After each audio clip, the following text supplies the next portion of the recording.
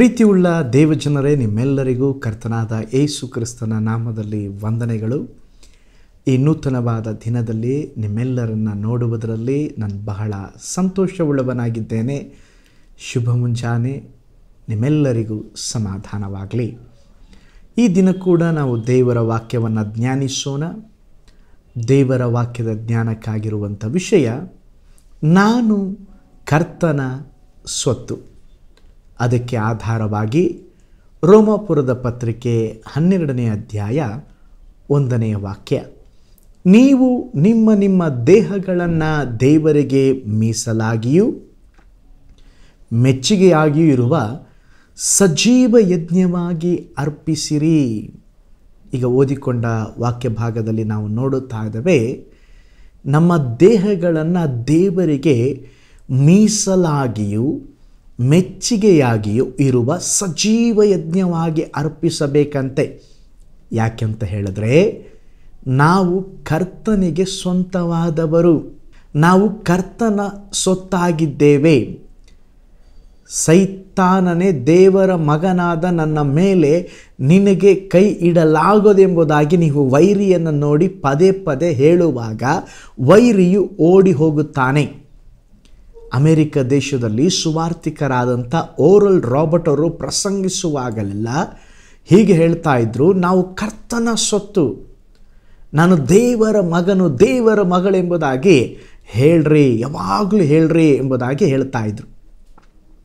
ಈ ಪ್ರಸಂಗವನ್ನು ಕೇಳಿದಂಥ ಒಬ್ಬ ಸಹೋದರಿ ಒಂದು ವಾರ ಕಳೆದ ನಂತರ ಒಂದು ಕತ್ತಲೆಯ ಹಾದಿಯಲ್ಲಿ ನಡೆದು ಹೋಗುತ್ತಾ ಇದ್ದಳು.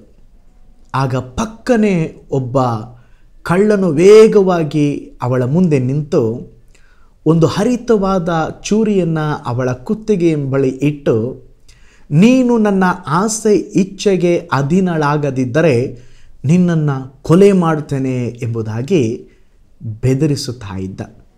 ಆ ಸಮಯದಲ್ಲಿ ಆ ಸಹೋದರಿಗೆ ಏನು ಮಾಡುವುದೆಂಬುದಾಗಿ ತೋಚಲಿಲ್ಲ. ಕೂಡಲೇ ಅವಳು ಕೇಳಿದ ಪ್ರಸಂಗ ಅವಳ ನೆನಪಿಗೆ ಬಂತು, ನಾನು ಕರ್ತನ ಸೊತ್ತು. ತಕ್ಷಣ ಸೈತಾನನೇ, ನಾನು ಕರ್ತನ ಸೊತ್ತು, ನಿನ್ನ ಕೈಯನ್ನು ನನ್ನ ಮೇಲಿಡಲಾರೆ. ಸೈತಾನನೇ, ನಾನು ಕರ್ತನ ಸೊತ್ತು ಎಂದು ಪದೇ ಪದೇ ಪದೇ ಪದೇ ದೃಢವಾದ ನಂಬಿಕೆಯಿಂದ ಹೇಳುತ್ತಾನೇ ಇದ್ದರು. ಆ ಮಾತುಗಳು ಆ ಕಳ್ಳನು ಕೇಳಿಸಿಕೊಳ್ಳುವಾಗ ಅವನಿಗೇನಾಯ್ತಂತ ಗೊತ್ತಿಲ್ಲ. ಅಲುಗಾಡದಂತೆ ಅವನು ಅಲ್ಲೇ ನಿಂತು ಬಿಟ್ಟ. ನಂತರ 3 ಮಂದಿ ಎಲ್ಲಿಂದಲೋ ಬಂದು ಅವನನ್ನು ಹಿಡಿದು ಪೊಲೀಸಿನವರಿಗೆ ಒಪ್ಪಿಸಿದ್ರಂತೆ. ನೋಡ್ರಿ, ಹಾಗಾದರೆ ವಿರೋಧಿಯಾದ ಸೈತಾನನು ನಮ್ಮನ್ನು ಮುಟ್ಟಲಿಕ್ಕೆ ಸಾಧ್ಯವಿಲ್ಲ. ಅದಕ್ಕೆ ಒಬ್ಬ ಭಕ್ತನು ಹೀಗೆ ಹಾಡಿದ್ದಾರೆ, ನೀನು ನಿನ್ನ ಸ್ವಂತ ಸ್ವತ್ತಲ್ಲ. ಹೌದು, ನಾವು ಕರ್ತನ ಸೊತ್ತು.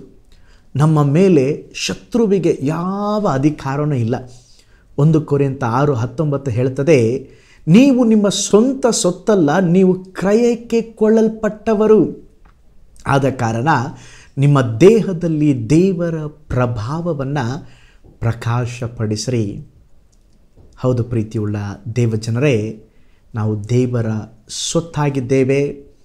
ಯಾವ ವೈರಿಯ ಕ್ರಿಯೆಗಳು, ಯಾವ ಕೇಡುಗಳು, ವ್ಯಾಧಿಗಳು ನಮ್ಮ ಬಳಿ ಬರದಂತೆ ದೇವರು ಕಾಪಾಡುತ್ತಾರೆ. ನಾವು ಕರ್ತನ ಸೊತ್ತು ಎಂಬುದಾಗಿ ನೀವು ಮರೆಯದೆ ದೇವರನ್ನು ಆತುಕೊಳ್ಳ್ರಿ. ಪ್ರಾರ್ಥನೆ ಮಾಡಿಕೊಳ್ಳೋಣ. ಕಣ್ಗಳನ್ನು ಮುಚ್ಚೋಣ. ಈ ಹೊಸ ದಿನದಲ್ಲಿ ಎಲ್ಲರೂ ಬಾಯಿಗಳ ತೆರೆದು ಹೇಳ್ರಿ, ನಾನು ಕರ್ತನ ಸೊತ್ತು, ನಾನು ದೇವರಿಗೆ ಸಂಬಂಧಪಟ್ಟವನು, ನಾನು ದೇವರಿಗೆ ಸಂಬಂಧಪಟ್ಟವಳು. ದುಷ್ಟ ಸೈತಾನನೇ, ನನ್ನನ್ನಾಗಲಿ ನನ್ನ ಕುಟುಂಬವನ್ನಾಗಲಿ ನನ್ನ ಮಕ್ಕಳನ್ನಾಗಲಿ ಮುಟ್ಟುವುದಕ್ಕೆ ನಿನಗೆ ಅಧಿಕಾರವಿಲ್ಲ. ಏಕೆಂದರೆ ನಾನು ಕರ್ತನ ಆಲಯ, ನಾನು ದೇವರಿಗೆ ಸಂಬಂಧಪಟ್ಟವನು. ನೀನು ನಮ್ಮನ್ನು ಮುಟ್ಟಲು ಸಾಧ್ಯವಿಲ್ಲ. ದೇವರು ಮಾತ್ರ ನಮ್ಮನ್ನು ಮುಟ್ಟಲಿಕ್ಕೆ, ಆಳ್ವಿಕೆ ಮಾಡಲಿಕ್ಕೆ ಸಾಧ್ಯ. ಕಾರಣ ನಾನು ದೇವರ ಮಗನು, ದೇವರ ಮಗಳಾಗಿದ್ದೇನೆ.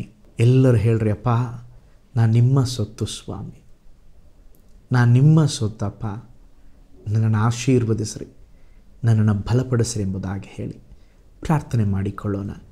ಪರಲೋಕದ ತಂದೆಯೇ, ಈ ನೂತನವಾದ ಹೊಸ ದಿನಕ್ಕಾಗಿ ಸ್ತೋತ್ರ. ಹೊಸ ದಿನದಲ್ಲಿ ಹೊಸ ಕೃಪೆ ಕೊಡ್ರಿ. ಈ ದಿನ ಒಳ್ಳೆಯ ಆರೋಗ್ಯವನ್ನು, ಬಲವನ್ನು ಕೊಡ್ರಿ. ಕೆಲಸಕ್ಕೆ ಹೋಗುವಾಗ ಬರುವಾಗ ನಿನ್ನ ಮಕ್ಕಳಿಗೆ ಶುಭ ಉಂಟಾಗಲಿ. ಎಲ್ಲ ಕೇಡು ಗಂಡಾಂತರಗಳಿಂದ ತಪ್ಪಿಸಿ ಕಾಪಾಡ್ರಿ. ನಿನ್ನ ಮಕ್ಕಳನ್ನು ನಿನ್ನ ನಾಮದಲ್ಲಿ ಬ್ಲೆಸ್ ಮಾಡ್ತೇನೆ. ಈ ದಿನ ಅವರಿಗೆ ಆಶೀರ್ವಾದದ ಒಂದು ದಿನವಾಗಿ ನೀವು ಮಾರ್ಪಡಿಸಿ ಕೊಡ್ರಿ.